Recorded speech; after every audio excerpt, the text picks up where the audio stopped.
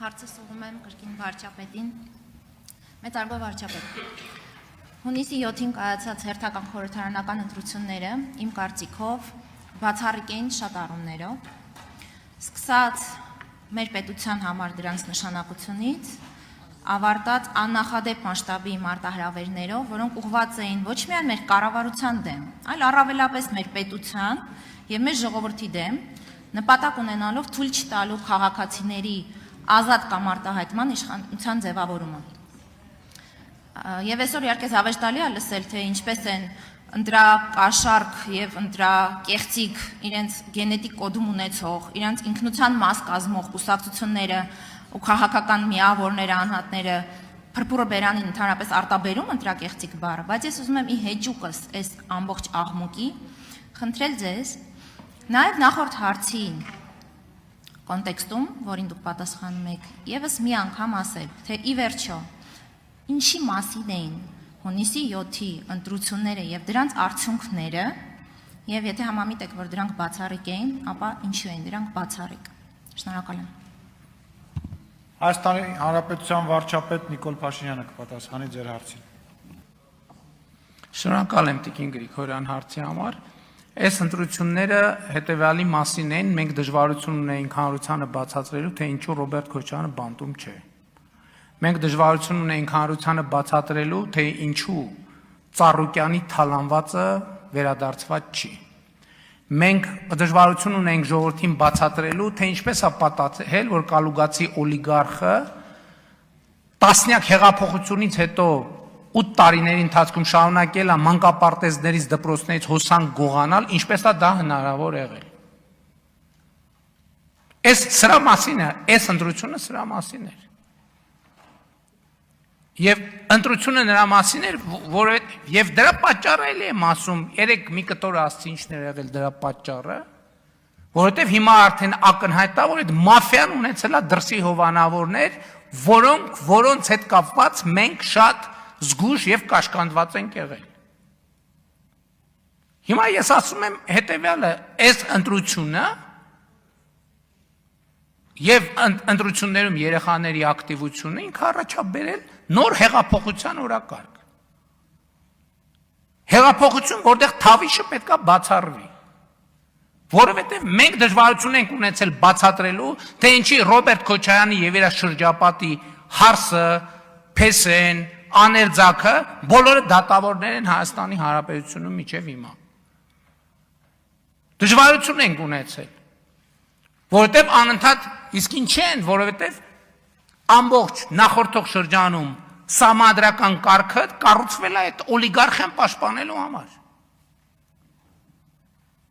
Որովհետև մենք մտածել ենք, որ այնուամենայնիվ համակարգեր կան, որոնք եւ մենք պետք է գնանք այդ համակարգը ջարդելու ճանապարհով, ուրիշ տարբերակ չկա։ Չկա ուրիշ տարբերակ։ Ես դրա համար եմ ասում, սա պարզ ընտրություն չի։ Սա հիմա կամ նորից հեղափոխությունը նոր թափաստանում կամ հակահեղափոխությունը հաղթում է։ Էս է մեր ընտրությունը։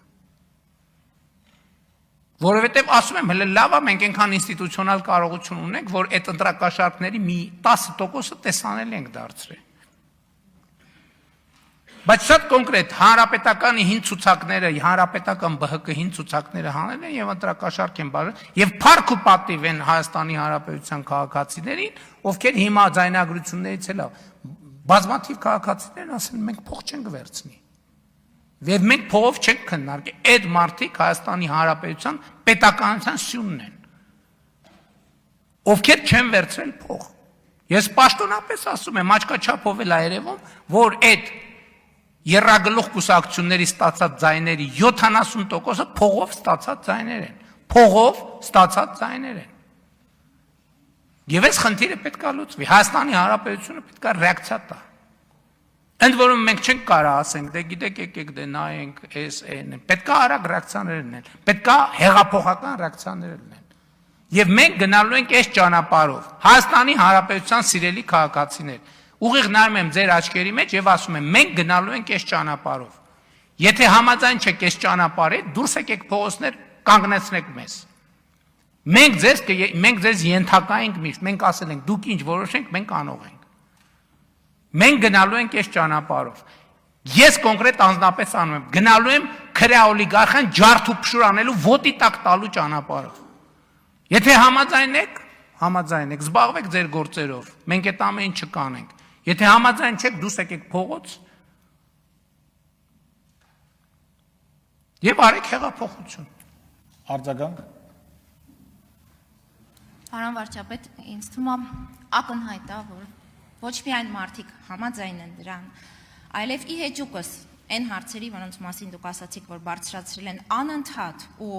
զանգվածաբար ու Հայաստանի Հանրապետության բոլոր բնակավայրերում ու համայնքներում, ի հեճուկս նրա, որ այդ հարցերը մարդիկ բարձրացրել են, միևնույնն է, այդ հարցերի պատասխանները կրկին կապում են մեզ հետ եւ պահանջում են մեզնից, որ հեղափոխությունը շարունակվի։ Ուստի մենք մի անգամ եւս կարծում եմ հավաստում ենք, որ դրան այլընտրանք չկա, չի կարող լինել, եւ որ մենք գործելու ենք աներկբա, խիստ ու արագ։ Ես հստակ ասում եմ, գիտեք ինչ, ամեն ինչ իշխանության բաժանում, բանամիջ հաստատ։ Եթե ընտրակաշարք տված եւ վերցրած որևէ մեկը հաջորդ խորհրդարանական ընտրությունների արդյունքների ամփոփման օրը բանտում չլինի, սա հեղափոխության թեմա է։ Սա կոնկրետ հեղափոխության թեմա է։ Հեղափոխություն թեման այնա, որ տասնյակ հազարավոր մարդիկ գնում են եւ կոնկրետ մարդկանցից պատասխան են պահանջում, ասում են, «Էս ինչ է կարել եւ ոնց է կարել»։ Այդ մարդիկ հաջորդ ընտրությունների ամփոփման օրը պետքա լինեն բանտում։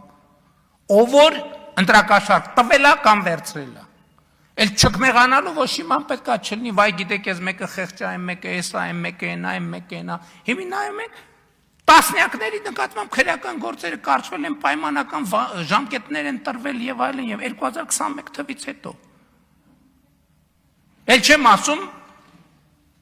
մեծ է շախորում չթողենք։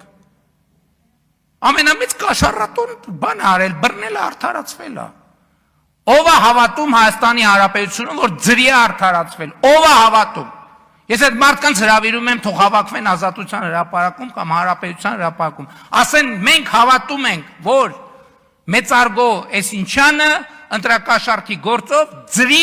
բան է արվել, արդարացվել է։ Թող կանգնեն, ասեն, մենք հավատում ենք։ Թող ինքնահայտարարագրվեն։ Եթե չէ, ուրեմն պետք է սրան կոնկրետ պատասխան տվողներ լինեն, կոնկրետ պատասխան տվողներ լինեն։ Էլի հասկանում ենք անկախ չի կարա ժողովրդից անկախ իշխանությունը լինի, ուրիշ տեղի ենթարկվող իշխանությունը լինի Հայաստանի Հանրապետությունում։ Չի կարա այդպիսի բան լինի։